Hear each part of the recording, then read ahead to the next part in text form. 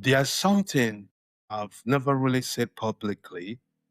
I know what it feels like to build something you believe in and watch it fall apart.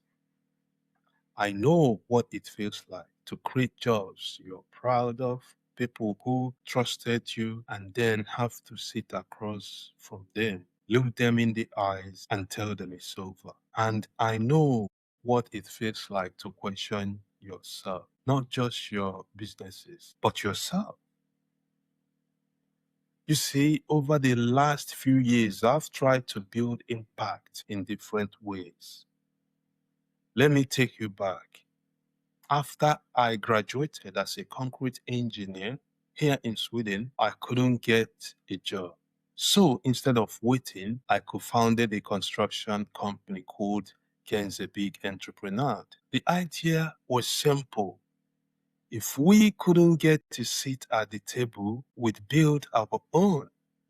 We hired people with less social capital, especially foreigners trying to find their footing in Sweden. And honestly, in the beginning, it worked. We had early success, but over time, we started growing fast. We were building, and the buildings were solid for sure, but the business foundation wasn't ready for that kind of load. We simply scaled too fast. Our internal system just couldn't support the growth, and eventually we had to shut it down. That experience taught me something I'll never forget. When the business can't survive, the mission dies with it.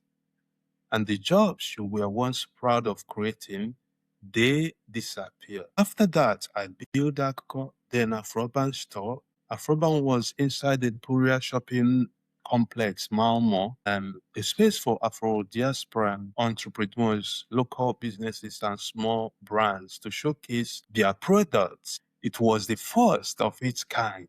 It was representation, community, ownership. That story is for another day. But what matters here is this.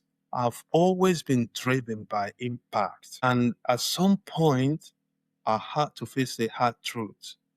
Impact alone is not enough. For impact to actually last, it has to be very profitable, because if the business can't stand, the mission won't last either. And when those businesses shut down, that season was tough, not just financially, but mentally as well. You start asking questions. Maybe this isn't for me. Maybe I am not built for this.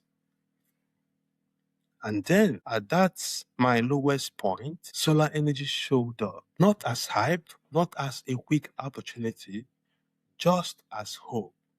While I was rebuilding myself, I started learning solar, understanding installations, how energy systems actually work. And slowly, something changed. Solar energy literally saved me. For the first time in a long time, I could see light. Not just physical light, but direction, clarity, and purpose. I have seen what stable energy does for a society. And I have also seen what unstable energy takes away. Energy is dignity. Energy is opportunity. Energy is independence. And that's when it really clicked for me. This is impact. But this time, impact that can scale, impact that can be profitable, and impact that can actually last. So I made a decision not just to learn solar, not just to work in it, but to build around it, to think about it every day, to speak about it, to commit to it long term. And that's when Solardey was born. Solardey isn't a random pivot. It's everything I've learned coming together. Every mistake, every shutdown, every lesson.